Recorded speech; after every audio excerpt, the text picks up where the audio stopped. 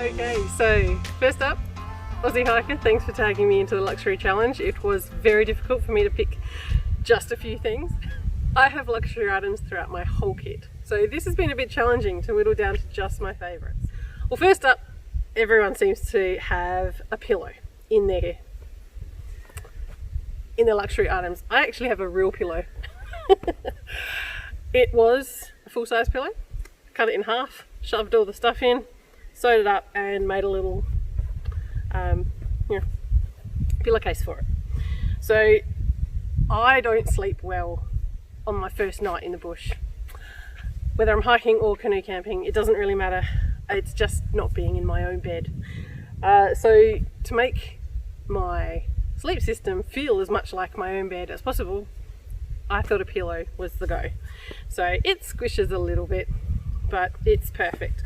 When I'm sleeping on my back, I toss and turn all night. So I'll either be on my back, my side, or my stomach, all three. So I needed a pillow that I can sleep on my back, so I'll sleep that way. And then when I'm sleeping on my side, I actually turn it sideways and sleep like that.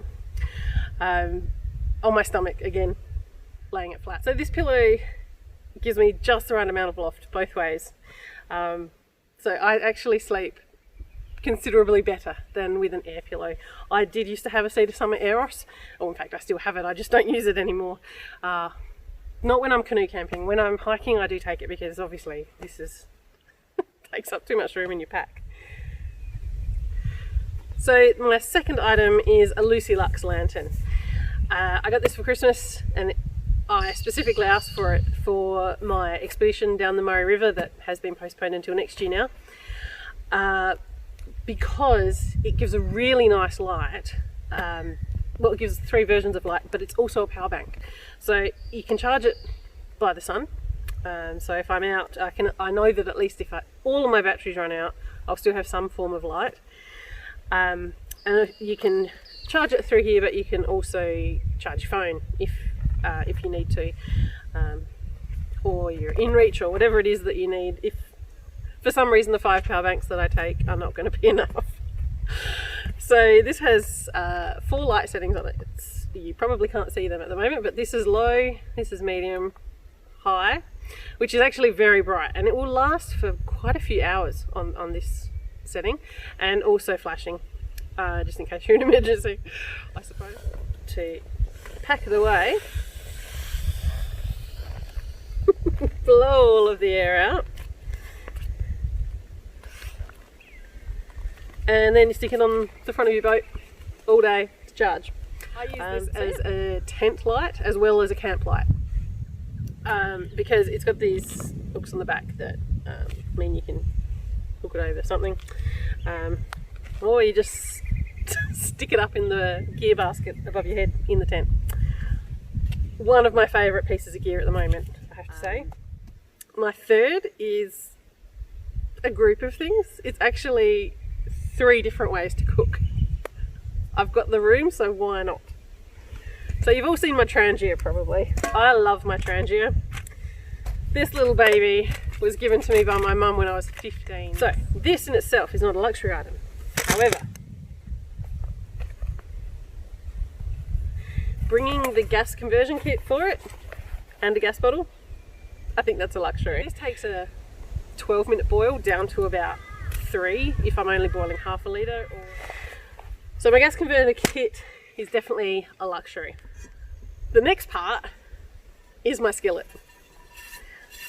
This little baby sits on top of my Trangia. It fits beautifully on my Trangia, and it is so much nicer to cook with than the Trangia lid and the little aluminium frying pan. It's heavy, you definitely wouldn't take it hiking, but because I'm not carrying it on my back, this is one of my favourite bits of gear to cook in, especially if I've got time to cook breakfast. On weekend trips I will always take time to cook a nice breakfast, as you may have seen on the rest of my channel, and this just makes it so much easier. It cooks evenly, it cooks nice and strongly, the heat is evenly distributed, it's easy to clean, it's just brilliant. I love it. I will be taking this on my Murray River expedition next year, because it will be in winter, autumn and winter, so fires are an option. is a full-blown camp oven. So this little kit has a little pot lifter, a little 2 litre camp oven, has the coal ring around the lid so I can use it as an oven, which means, put some of this down, I can take a little baking tray with me to cook scones. It cooks scones really well, or bannock if you're Canadian, or scones if you're from a different part of England. Damper is what Aussies tend to call it, but really a scone mix tastes a bit nicer than damper. It's got some sugar and milk powder in it, so it's a bit nicer. So that's my little baking pan. I also have a trivet that fits in really nicely. That's for when I'm baking potatoes or meat. It does a beautiful bit of chicken, lamb, beef, and roast spuds in this are fantastic. I've also got my little mitts for lifting it in and out if the lid lifter isn't, you know, it's a bit awkward. It's good for getting close to the fire too, because some of these the coals are really hot. So, and it keeps your hands warm while you're waiting for your dinner to be cooked. I do love my camp oven. Again, easy to clean. It makes really good popcorn too. When you've cooked a nice bit of bacon or something in it for breakfast, and then you chuck some popcorn in, you get bacon flavoured popcorn. It's really good. Okay, so my last luxury item that I always take with me is in fact 2 luxury items, but they go together. They are in fact my Helinox 2 chair and my Helinox table. So this chair is really comfortable. For those of us on the bigger side of life, finding gear that fits us can be quite difficult.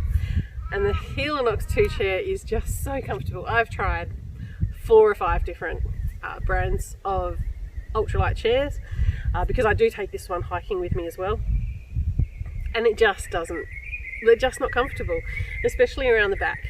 Whereas when I lean back in this one, it is just like sitting in a lounge chair. It's really good. This is brilliant.